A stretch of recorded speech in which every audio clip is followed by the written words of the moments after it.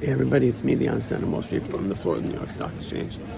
The ceiling, the floor, the greatest financial institution in the world. This is episode 9,897 of What the Heck is Going On. It is Monday. It is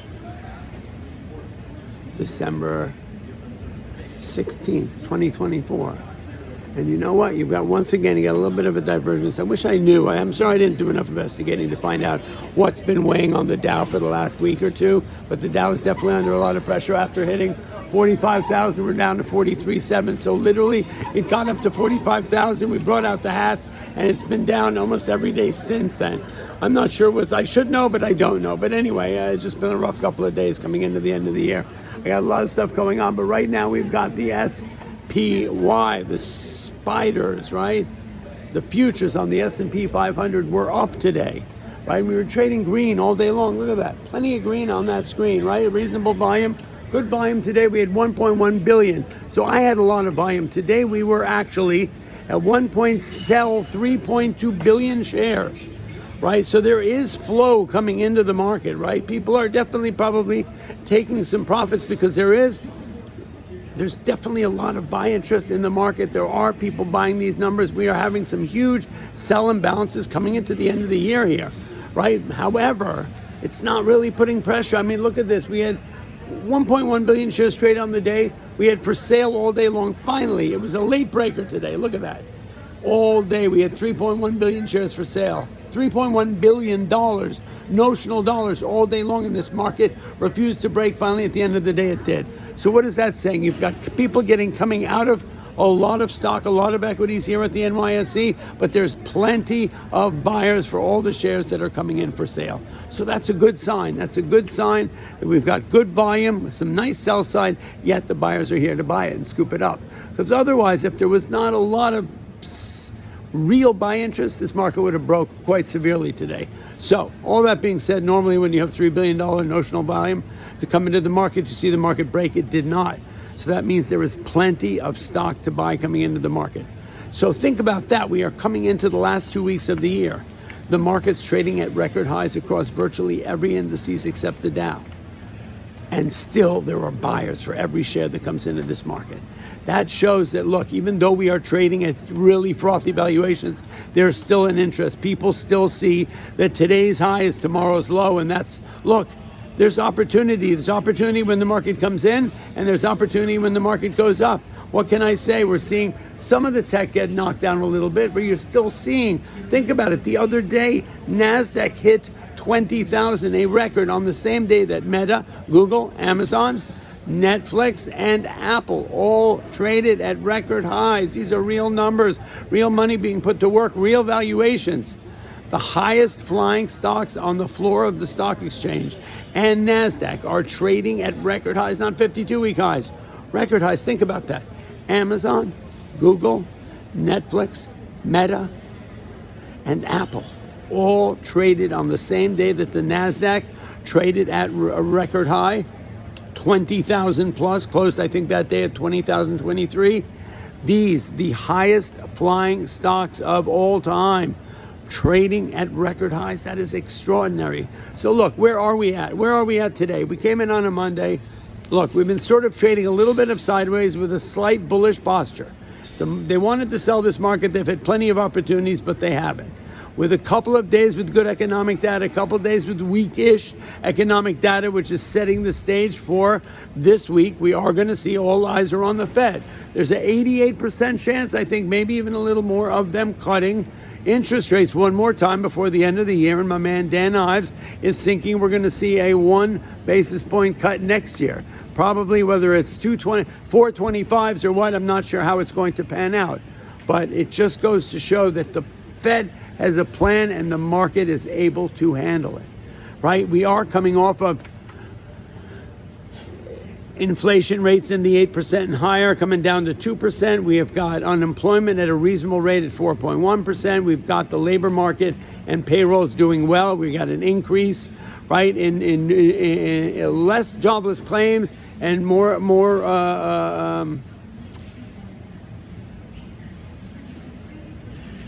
people going back to work. and a reasonable unemployment. I mean, we are setting the stage for, look, it's been an amazing year. I'm not ready to do a market wrap-up of the year, although we've got 2 weeks left, right? And look, and I've been like, everybody's been waiting for that shoe to fall, right? Everyone's been waiting for the bubble to burst, and it's just not happening. It's not happening because, first of all, I think the economy is in okay condition. I really do. Secondly, I think the position of the Fed and interest rates, inflation, and cutting interest rates has been handled really well. They're using the tools well. I'm a J. Powell fan, irrespective of politics. I'm a J. Powell fan. And now, look, it appears that, look, in 6 weeks, 7 weeks or so, we're going to have a new administration come in. Whatever you think of the political situation right now, there's no way that the new administration can take credit for the last 4 years, which has been an extraordinary market. So all that putting aside, we are going to have a new administration. It's really clear, right, that at least it appears, look, we had a spectacular rally after Mr. Trump won. We had a nice follow-through rally for 2 or 3 days after that. The market has not come in at all, even with the idea that people know Mr. Trump's going to be taking over. Mr. Trump was here on the floor of the stock exchange the other day. He did talk about a number of things that are going to be positive for the market, positive for Bitcoin and crypto, positive for a lot of things. It appears that he's padded the situation with potential anxiety around tariffs and China, okay, and the tech sector. He's padded it, right, and sort of carved out a situation by bringing Elon Musk into the inner circle and into the family, that they're going to sort of protect the potential excavation of the whole tech sector if Mr. Trump does something aggressive around tariffs. So I think we're setting ourselves up for a really nice 2025. I'm not your financial advisor by any means. I'm just giving you sort of the temperament of the market, and the temperament seems good. Right? I mean, what an extraordinary year. We've had 58 record highs across multiple indices this year. That's amazing. I don't know how many, look, 365 days in a year. I don't know how many trading days there are, but you know what? That's a pretty high percentage. And it's been across the board, right? We've seen it really solid in the Russell. When there has been some sell side in some of the other indices, we've seen great rotation at the mid cap and small cap, especially in tech, then that's been in the Russell. S&P 500 extraordinary stocks have seen one of the best years, up 27%. The Dow, I must say, even though the last couple of weeks has been under a lot of pressure, has seen record highs hitting 45,000. That's legitimate in a huge way, even though some people, it's 30 stocks, but whatever it is, it's like Buy America, and that's kind of cool. And then NASDAQ, right? Some people say that the market's being held up by tech, but I don't believe that at all. I think it's a much broader breadth of the rally that we've seen. But net doesn't matter. NASDAQ trading 20,000, that's a record high across the board. So around tech, around all the other sectors, the market's seen severe strength. And that's where we are. You know what? I hope everyone's had a really good year. Wall Street Global Trading Academy. David Green, my teacher, my mentor, my friend, he and I started an academy teaching technical analysis and risk management, money management, order, trade management. And we've collaborated with Top Step teaching futures funded trading and all that, and all kinds of things in equities and in options and all that. We've put together, David's putting together an incredible boot camp, and we've seen growth for us. We have more. We've taught thousands of people. David Green and I've motivated, and David's taught thousands of people this year. We've had one of our best years ever in the last 4 years since we built this academy.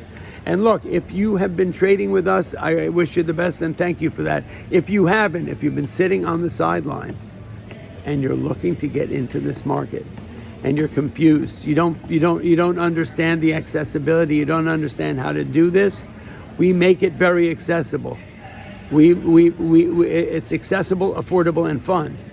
You become part of the family, and I want everybody, if you haven't done it yet, 2025, position yourselves to get involved in the market. This market is extraordinary, making disposable income. If you're a young person and you've not dipped your toes in the market at all, but you want to learn the language of the stock market and how to do this so that you can go to your first job interview, you can put it on your resume and learn. Look, learning technical analysis and risk management, learning how to trade this market is an asset in your future.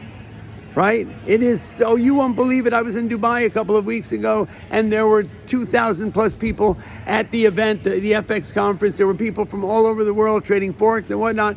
It was extraordinary. 18 to 35-year-old people who all their whole lives revolved around markets like mine do, and they were inspired by what's going on in there. Look, I've never seen in all the 137 years I've been down on Wall Street so much enthusiasm by young people learning to trade this market.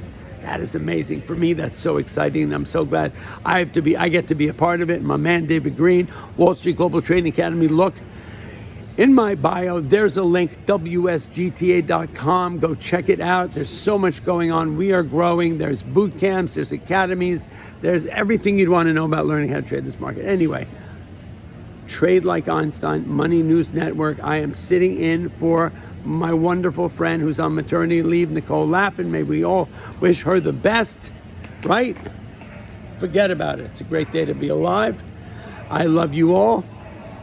And I believe you should all stay tuned. Some of the best interviews I've done on Trade Like Einstein this year, right? Some of the great YouTube stuff we've got going on with Einstein and Ives and Dan Ives and some of the wonderful things we've done together. You know what? I'm really enjoying connecting to you all. I'm connecting to all the relationships that I've made this year and all the relationships that David Green of Wall Street Global and I have made. So anyway, come join us, be part of the family, have some fun, trade the market, make some money, and kick ass. Take names later. I'll be seeing you all later.